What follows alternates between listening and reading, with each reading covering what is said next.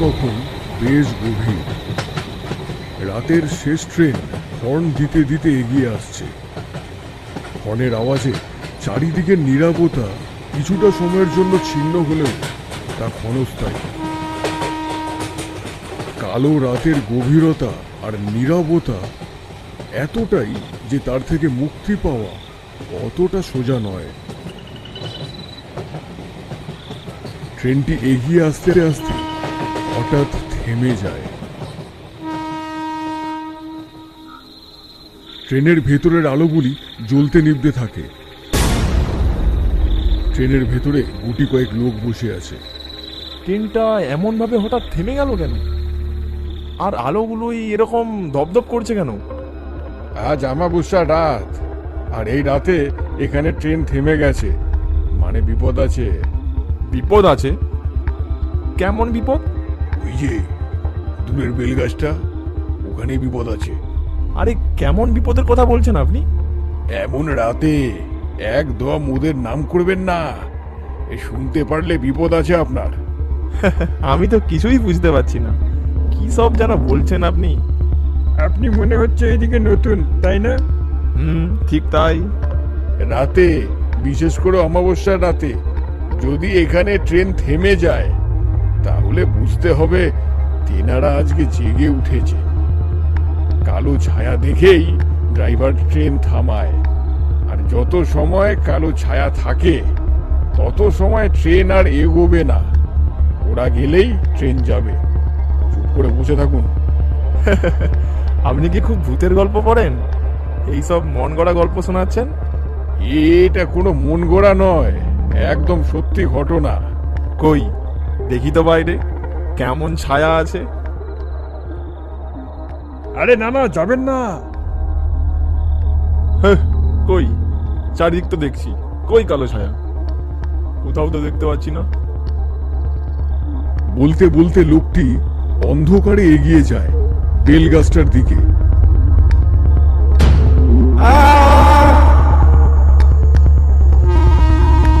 ট্রেনটি হর্ন দিতে দিতে এগিয়ে যায়।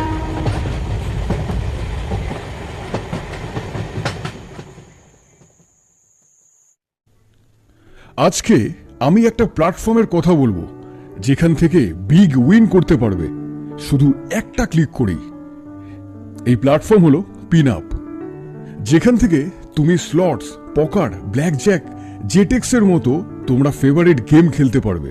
পিনআপে তোমরা বিগ উইন এবং হিউজ জ্যাকপটসের সাথে এক্সাইটিং বোনাস পাবে, অ্যান্ড এখানে স্পিন ও অফার থেকে রিয়েল টাকা আর্ন করতে পারবে।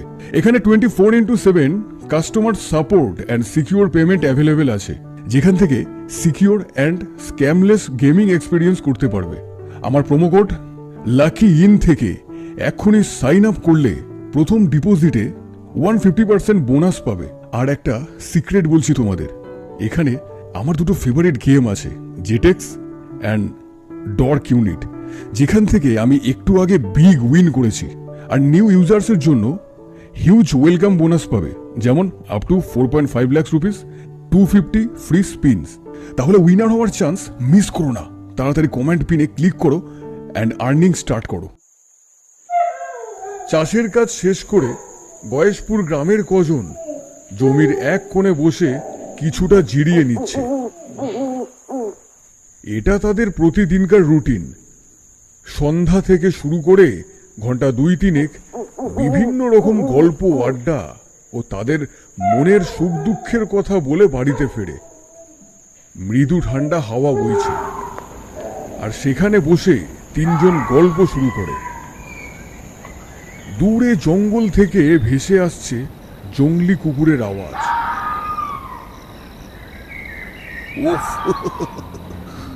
কদিন বর্ষার জন্য জমিতে যা জল জমেছিল, ভেবেছিলাম ধানগুলি না বরবাদ হয়ে যায়।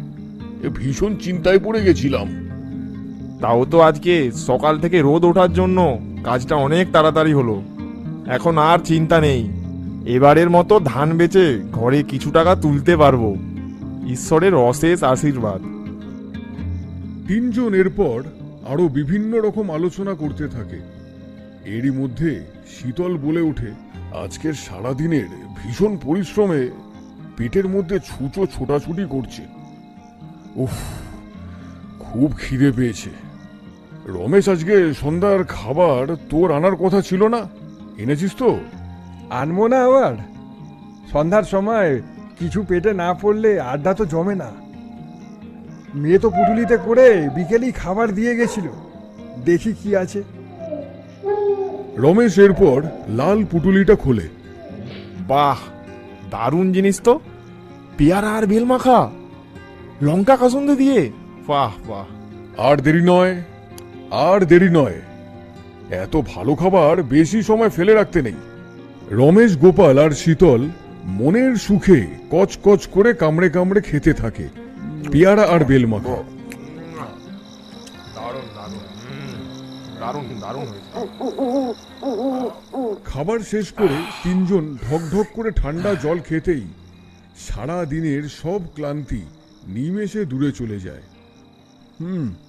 বৌদির হাতে মাখা এত দারুণ খাবার খেতে খেতে আমার জীবনে ঘটে যাওয়া একটা ভয়ঙ্কর ঘটনার কথা খুব মনে পড়ছে। তাই নাকি? কেমন কেমন? বছর 5 আগে এক রাতে ভয়ঙ্কর কিছু দেখেছিলাম এই বেল নিয়ে। বেল নিয়ে ভয়ঙ্কর কিছু? তোমার মুখের ভাবখানা নিমেষের মধ্যে পাল্টে গেল। কিছু আসছে নাকি মাথায়? সেদিন রাতে এমনই কিছু একটা দেখেছিলাম যার কথা মনে আসলেই শরীরে কাঁটা দিয়ে ওঠে।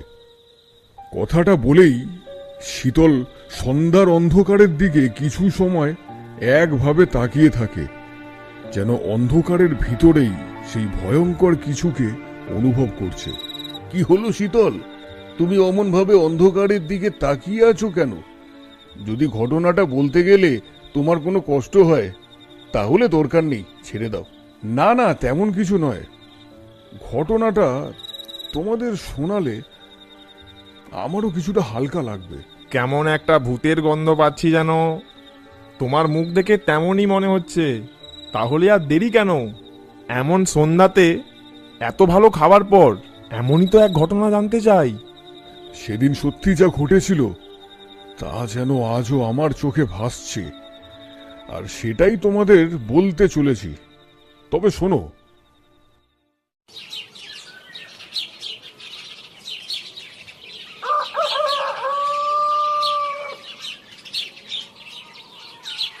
তোমার তো আর এখন কদিন কাজ নেই, ধান তোলাও হয়ে গেছে। বাড়িতে থেকে না আর ভালো লাগছে না গো। সেটা তো ঠিকই বলেছ, অনেকদিন কোথাও যাওয়া হয়নি। কোথায় যাওয়া যায় বলো তো? চলো না ভাইয়ের বাড়ি থেকে ঘুরে আসি। পলাশপুরে নতুন বাড়ি কিনেছে ও, বাড়িও দেখা হবে আর ঘোরাও হবে। ঠিক বলেছ, শালাবাবু আমাকে চিঠিও লিখেছিল এই নিয়ে। জামাইবাবু, পলাশপুর গ্রামে নতুন বাড়ি করেছি। দীর্ঘদিন ভাড়া বাড়িতে থাকার পর বাবা মা তোমার আর দিদির আশীর্বাদে ছোট্ট একটা বাড়ি করেছি। এসে ঘুরে যেও। খুব শান্ত নিরিবিলি জায়গা, তোমাদের বেশ ভালো লাগবে। এ তো ভীষণ আনন্দের খবর। শালাবাবু ডেকেছে আর সে বাড়ি করেছে, আর যাব না তা কখনো হয় নাকি? এখন তো জমিতে ধান তোলার কাজ চলছে। কাজটা শেষ হলে আমি আর তোমার দিদি কদিন তোমার কাছে গিয়ে ঘুরে আসব। শালাবাবুকে আজকেই চিঠি লিখে দিচ্ছি যে আমরা কদিনের মধ্যেই আসছি। সেই মতো কদিন পর আমি আর আমার গিন্নি উপস্থিত হলাম পলাশপুরে শালার বাড়িতে।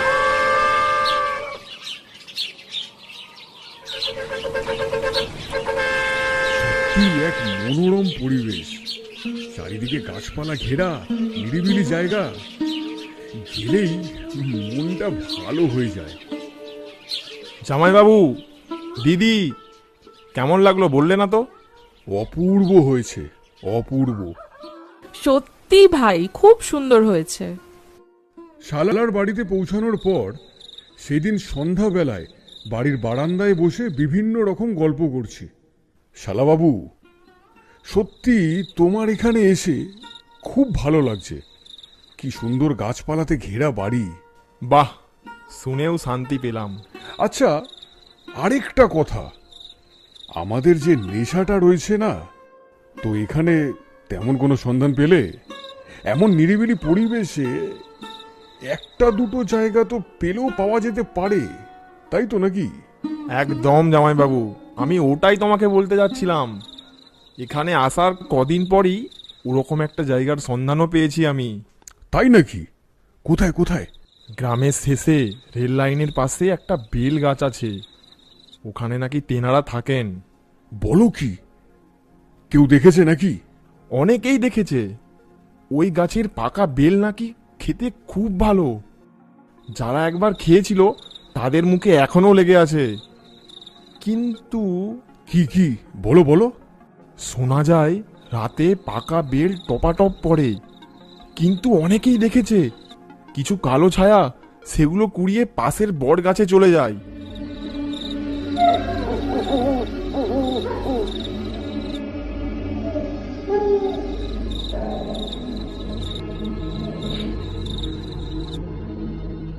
আসলে রেল লাইনে কাটা পড়া অতৃপ্ত যে আত্মা আছে তাদের বাস ওই বট গাছে। আর পলাশপুর গ্রামের যারাই ওই বেল কুড়োতে গেছে তারা মরতে মরতে বেঁচে ফিরেছে। এখন ভয়ে কেউ আর ওই পথ মারায় না। আমরা তো আগে কত শ্মশান, পোড়ো বাড়ি, জঙ্গলে রাত কাটিয়েছি, কিন্তু কোথাও তো কিছু দেখিনি। শুধু মশার কামড় খেয়েছি, আর নয়তো কোথাও খবর পেয়েছি সেখানে কোনো বদমাইশদের আখড়া। আর আত্মারা বেল খায়, এটা তো প্রথমবার শুনলাম। সে তো ঠিকই বলেছ, আমিও প্রথমবার শুনে এটাই ভেবেছিলাম। পরে এখানকার মানুষদের থেকে জানতে পারি ওই গাছের বেল অন্য গাছের থেকে আলাদা, তার স্বাদ একদম অন্যরকম। গ্রামের বয়স্ক মানুষেরা যারাই ওই বেল একবার খেয়েছে তারাই বলেছে এই বেল যেন অমৃত। কিন্তু কেউ আর এখন ওদিকে যায় না। এখানকার গ্রামবাসী ওই বিষয়টা নিয়ে সত্যিই খুব ভয়ে থাকে। তা তুমি জায়গাটাতে গেছো? দিনের বেলা একদিন গেছিলাম, সত্যিই পরিবেশটা কেমন যেন গা ছমছমে। চারিপাশ কেমন শান্ত, রোদের আলো যেন ওখানে পড়ে না। গাছ থাকলেও একটা পাখির আওয়াজ অব্দিও নেই ওখানে। তাই নাকি? বেশ রহস্যের সন্ধান পাচ্ছি যেন। ওদিকে কেউ যায় না কেন? ওদিকে কি কারোর কোনো দরকার পড়ে না? প্রথমত ওটা গ্রামের একদম শেষ প্রান্তে। ওখানে আগে একটা শ্মশান ছিল, যেটা এখন বন্ধ হয়ে গেছে। তাও শহর থেকে রাতে গ্রামে তাড়াতাড়ি ফেরার জন্য যদি ওদিকের শর্টকাট পথ দিয়ে কেউ কখনো এসেছে তারাই ভয়ঙ্কর সব দৃশ্য দেখেছে। তাতেই ওই পথ দিয়ে যাতায়াত একদম বন্ধ হয়ে গেছে বললেই হয়। তাহলে তো যেতেই হবে। ঠিক তাই, সব ভুতুরে জায়গাতেই তো গেলাম, এখানেও না হয় একবার ঘুরে আসি, কি বলো? তা আবার ভূতের সাথে দেখা হোক বা না হোক, যদি বেল পাওয়া যায় তাহলে ক্ষতি কি? যে বেলের এত সুখ্যাতি শুনেছি, সেই বেলের শরবত আর বেল মাখা তো খাওয়াই যাবে। আমিও তো তোমার আসার অপেক্ষাতেই ছিলাম, একসাথে দুজনে যাব বলে। একটা রাত তো ওখানে কাটাবো। অবশ্যই অবশ্যই, দেরি কেন সে বিষয়ে? তাহলে কবে যাব বলে স্থির করলে? কালকে তো শনিবার আছে, তার মধ্যেই আবার ঘোর অমাবস্যা। কালকেই যাই তবে, কি বলো? একদম তাই হোক, তবে রাত 12টা নাগাদ যাওয়া যাবে। সারা রাত ওখানে কাটিয়ে বেল নিয়ে ভোরবেলা ফিরে আসবো। তার সাথে যদি ভূতের সন্ধান পাওয়া যায় তাহলে তো দারুণ হবে, কি বলো? যেমন ভাবনা তেমন কাজ। শনিবার রাতে খেয়ে দিয়ে তৈরি হলাম ভুতুরে জায়গাটিতে যাওয়ার উদ্দেশ্যে। আমার গিন্নি আর শালার গিন্নিকে কিচ্ছু জানালাম না। আমরা বাইরে বেরোনোর জন্য তৈরি হচ্ছি দেখে তোমরা এত রাতে কোথায় যাচ্ছ? শালাবাবু বলল এখানকার একটা পুকুরে ভালো রুই মাছ পাওয়া যায়, তাই সেটাই ধরতে যাচ্ছি। পুকুর? বেশ কদিন হয়েছে তো এখানে এসেছি, এমন কোনো পুকুরের নাম তো শুনিনি। ও তুমি চিনবে না, আছে অমন পুকুর, দারুণ রুই কাতলা আছে ওই পুকুরে।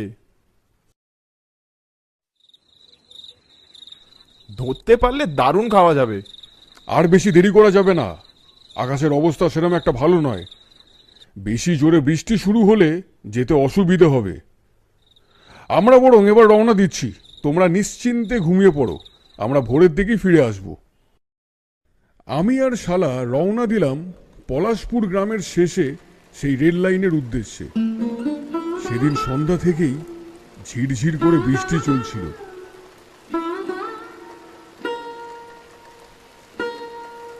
আমরা যখন যাচ্ছি তখনও ঝিরঝির করে বৃষ্টি পড়ছে।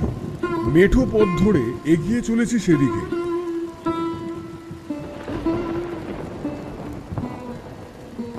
মিনিট 15 হাঁটার পর লোকালয় ছাড়িয়ে পৌঁছে যাই ফাঁকা জমিতে। আমাদের পাশাপাশি চলেছে রেল লাইন। শালাবাবুর কথাগুলো একদম ভুল ছিল না। অমাবস্যার রাতের অন্ধকারে সেই জায়গাটির অন্ধকারের গাঢ়তা যেন একটু বেশি, আর চারপাশটা কেমন যেন বেশ ঠান্ডা। ওই যে দেখা যাচ্ছে বেলগাছটা।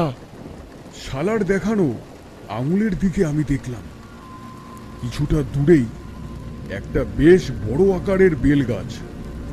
বাহ, এত বড় বড় বেল! এমন বেল তো আগে কখনো দেখিনি। সে আর বলতে, পাশের বট গাছটা দেখো। বেল গাছটা থেকে সামান্য দূরেই চোখে পড়ল একটা বিশাল বড় আকারের বট গাছ। বট গাছটার অনেক বয়স হবে মনে হচ্ছে, গাছের মাথাও ঠিকভাবে দেখা যাচ্ছে না।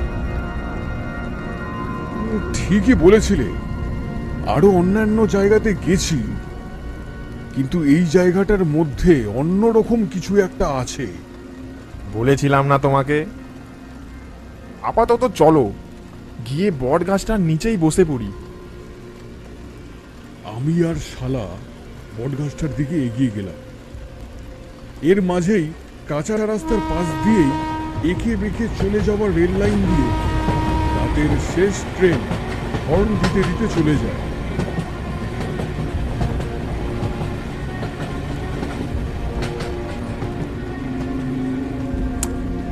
ওরা আজকে এখনো জাগেনি, ওই জন্যই রাতের শেষ ট্রেনটা না দাঁড়িয়েই চলে গেল। ট্রেন দাঁড়ালে মানে ওরা জেগে উঠেছে, এ কেমন কথা? এটাও গ্রামে কথিত আছে। বিশ্বাস না করে ট্রেন থেকে নেমে দেখতে গিয়ে অনেকেই মারা পড়েছে। পরের দিন সকালে তাদের ছিন্ন ভিন্ন কেবল দেহই পাওয়া গেছে। শালার কথাগুলো শুনে জায়গাটার প্রতি কৌতূহল আরো কিছুটা বেড়ে গেল। শালার দেখানো পথ অনুসরণ করে এগিয়ে চললাম।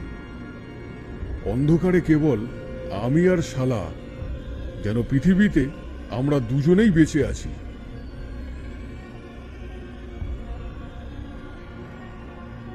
বটগাছটার চারপাশে বেশ খানিকটা জঙ্গল জমে আছে। দুজনে বটগাছটার নিচে একটু পরিষ্কার জায়গা দেখে বসলাম।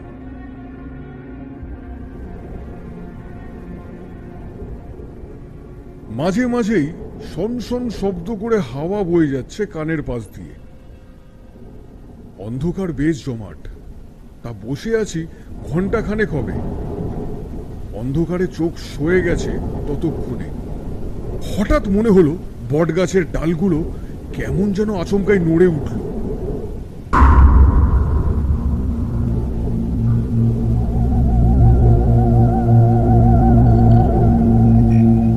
অন্ধকারে বসে থাকতে থাকতে চোখে তন্দ্রার ভাব চলে এসেছিল। হঠাৎ নিঃশব্দ পরিবেশের এমন আওয়াজে ঘুমটা নিমেষে কেটে গেল। গাছের ডালগুলো কেমন যেন দুলে উঠছে না, এত জোরেও তো হাওয়া দিচ্ছে না যে এতটা জোরে ডালগুলো নড়ে উঠবে। ওই দেখো, মনে হচ্ছে না কারা যেন নিচে নেমে আসছে। কিছু কালো ছায়া যেন গাছ থেকে নেমে সামান্য কিছু সময় আমাদের সামনে থমকে দাঁড়িয়ে পাশ দিয়ে চলে যায়, আর তখনই কেমন মাংস পচা একটা গন্ধ ভেসে আসে। এগুলো কারা গেল? আর কেমন যেন বিকট গন্ধ বের হচ্ছে। অন্ধকারে তো ঠিক বুঝতেই পারলাম না, ওই বেলগাছটার দিকেই তো গেল। আমরা দুজনে অন্ধকারে বসেই দেখি ওটা কালো ছায়া বেলগাছটাকে ধরে ঝাঁকাচ্ছে।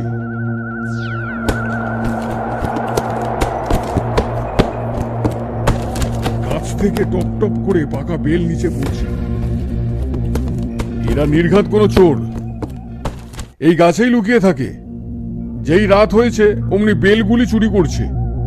আর এতটাই অন্ধকার যে পরিষ্কার করে চেহারাগুলো দেখা যাচ্ছে না। ঠিক বলেছো, আর ভয় দেখাচ্ছে যাতে এদিকে কেউ না আসে। নিশ্চয়ই শরীরে কালো কিছু পড়ে নিয়েছে, যাতে ঠিক করে বোঝা না যায়। চলো তো দেখি, আজকে এদের সায়স্তা করব। গ্রামের নিরীহ মানুষদের ভয় দেখানোর ফল আজকে হাতে নাতে পাবে। চলো চলো চলো, তাই চলো। আমি আর শালা বট গাছের পাশ থেকে উঠে লাঠি হাতে এগিয়ে গেলাম বেলগাছটার দিকে। কালো ছায়াগুলো আমাদের উপস্থিতি বুঝেও তেমন কোনো গুরুত্ব দিল না। এই এই, তোরা কে রে? বেলগুলি কি তোদের বাপের যে চুরি করছিস? মানুষকে ভূতের ভয় দেখাস? ওইসব ভূত টুত বলে কিছু নেই। চুপচাপ সামনে এসে দাঁড়া, না হলে এই লাঠির বাড়ি খাবি। এটা বলতেই সব চুপ হয়ে গেল। ছায়াগুলো যেন অন্ধকারে কোথায় মিলিয়ে গেল। ঠিক তাই, এগুলো চোরই ছিল, তাই তো পালালো। বুঝেই তো গেলাম এখানে কোনো ভূত নেই, তাই বসে মশার কামড় খাওয়ার আর কি দরকার। তার চেয়ে বরং চলো বেশ কিছু বেল নিয়ে বাড়িতে চলে যাই, আর ওই চোরগুলি এদিকে ঘেঁষবে না। জানে এদিকে আসলেই বিপদ আছে। ঠিক বলেছো। হুম, তাই ভালো। চলো বেশ কিছু বেল নিয়ে বাড়িতে চলে যাই। সব জায়গার মতো এই জায়গাতেও কিছু নেই। ভূত বলে কিছু থাকলে তো হবে। আজকের ঘটনার পর আমার কাছে ভূত না থাকার বিষয়টা আরো পরিষ্কার হয়ে গেল।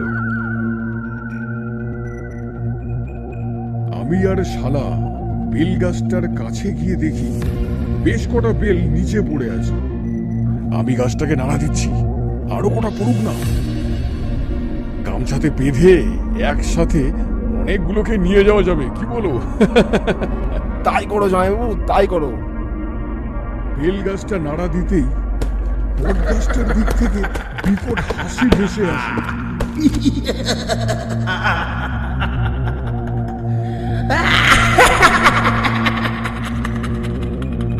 ওই বেলগুলো আমাদের, এখান থেকে চলে যা, নালে এ এ, তোদের অমন গলা করে কোনো লাভ নেই, না হলে লাঠির বাড়ি খাবি।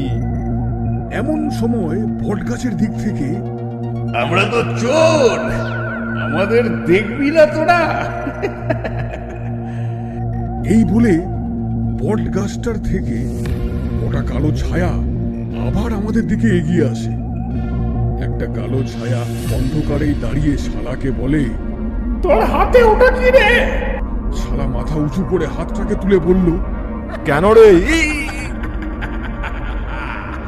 এরপর শালা বাবুর গলার শব্দ আর আমার চোখ স্থির হয়ে যায়।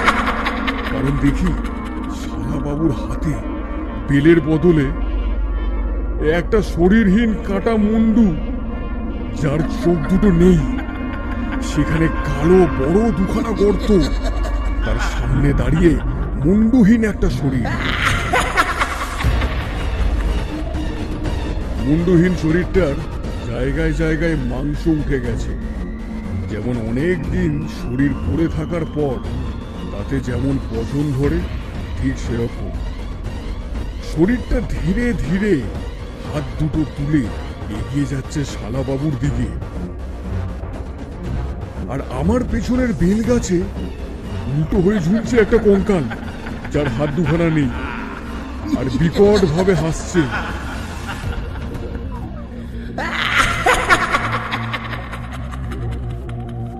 আমরা চোর, তাই না? তোর হাতের বেলটা আমাকে দিয়ে দে, নালে ঘাড় মুটকে দেবো। বেল গাছ থেকে একটা কঙ্কাল টপ করে নেমে পড়ে আর মাটিতে পড়ে থাকা একটা বেল তুলে নেয়। সেই সময় বেল গাছটাকে আরো কিছু ছায়া চলে এসেছিল। ছায়াগুলো এগিয়ে আসতে থাকে আমাদের দিকে। এরা সবাই যে রেল লাইনে কাটা পড়া বা আত্মহত্যা করা তা তাদের দেহের অবস্থা দেখেই বোঝা যাচ্ছে। কিছু সময়ের মধ্যেই আমাদের একদম কাছাকাছি চলে আসে। আমি আর শালা এমন ভয়ঙ্কর দৃশ্য বেশি সময়ের জন্য সহ্য করতে পারলাম না। দেখতে দেখতে অজ্ঞান হয়ে যায়।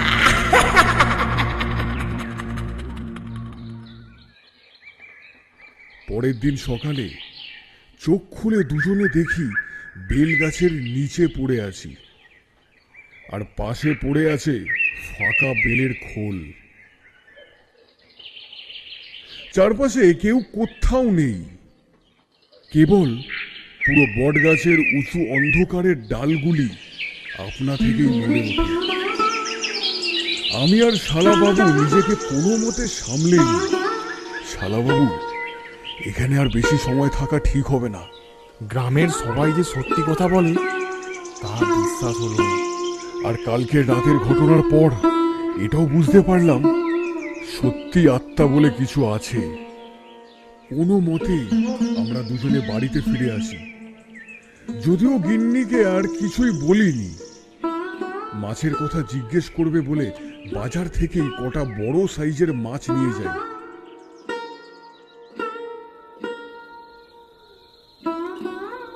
বিশ্বাস হলো এখানে আর শুধু রাতে কেন, দিনেও আসা যাবে না। তেনারা আছে এখানেই।